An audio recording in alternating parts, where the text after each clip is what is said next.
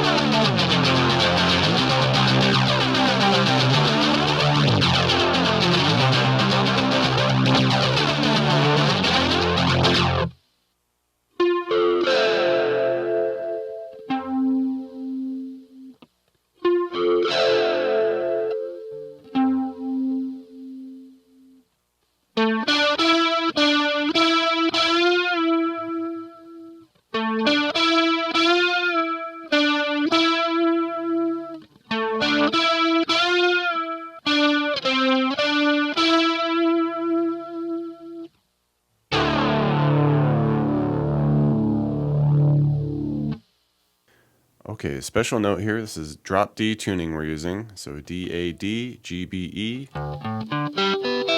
But if you want to match up exactly to the recording, they're doing a drop D flat. So basically you just take your drop D tuning and then just take everything half a step even further. So you want to play along with this, just drop D is cool. If you want to do exactly what this recording is doing, drop D flat. Alright, so with all that out of the way, we'll kick off with this initial riff. This whole thing's just kind of packed with riffs, and we're doing like a special like eighth note strum octave thing here, and just three spots here. It's basically a F to a minor to a E minor. You know, we're sticking with the drop D here, so let's start at this three spots. We got the three on the low D and the middle D, and like I said, we're just strumming away eighth note style. All right, and we're gonna kick it up there. From that spot up to sevens for the A minor. We're going to do that one about half as long, and then drop it down to the 2 for the E minor. Do that about half as long as we did the F.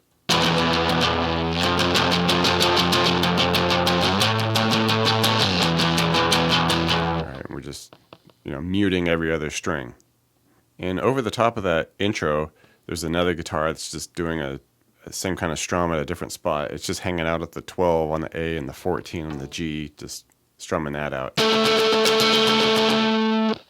And once we get to, I guess what you call like the second part of the verse, happens a couple times in the song, we go to the E minor spot, so with the 2s, then we come off to a D minor now. Basically we're just going to do the octaves, the low D, and then switch to a 5 on the A.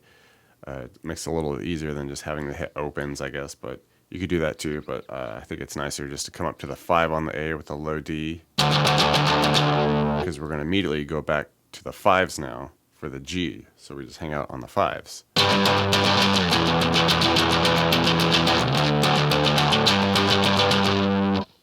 Then to the second and the fourth verse, kind of switch it up here, and we just go straight like power chord style on this. And we'll be at the 5s, and we strum that out about 8 times or so. Maybe about 7, because that last little bit there, we're just going to walk down to the 4s for that G flat. It's just one quick little hit, and we land on our 3s. And we hang out on the 3s for, 7 times or so. Kick it up to the 7s. All right, so we went from the F now to the A at the 7s. And we hang out on those 7s for about 6 strums or so. And then that very last little strum, we could just lift off for some open. All right, it's a little transitional open D power chord there just to loop the whole thing. All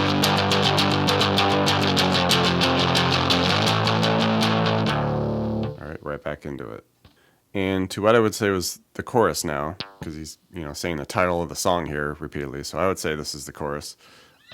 Just bring it up high now. We're going to come up to 10s for a C. All right, strum that out, power chord style, just D-A-D. Up to 12s for the higher voice D now. About half as long, and then we just land on the 3s for the F for 7 or 8 times there. All right, and we get this fun little interlude section. And he might be playing this down low with like an octave pedal or something like that, but I think just to try to match that without any effects or anything like that sounds good up here. And we're basically just picking through this F major 7 chord, and you just kind of want to do like a fret up each finger. So we start at the 12 on the high E, go 13B, 14G, and the 15 on the D. And basically we just want to pick the 15D, hit the 14 on the G, and then we strum that G, B, and E all together, the 14, 13, 12. Just kind of let that ring for a couple counts there, and then you just want to come up and hit the even lower part of the chord on the 15 of the A. Just as a one little beat note there, just to loop the thing. Right, and there's even a second guitar layered over this, and it's kind of doing a similar thing, but I think this is the more dominant one to listen for in the mix. All right, into this little solo section. It's kind of a solo over a verse, but we're doing it up here. Not a crazy thing going on, just kind of 7 on the D to 7, 9, G, back off to the 7, G to 9, then bend and release that 9. It's kind of, following along, harmonizing with the vocal there.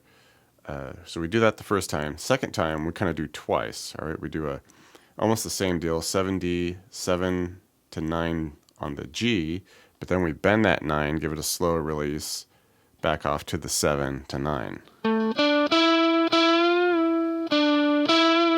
And then we would essentially repeat that again all the way up before that final 9. And instead of doing that final 9, we do a 5, 7, 9 on the G. All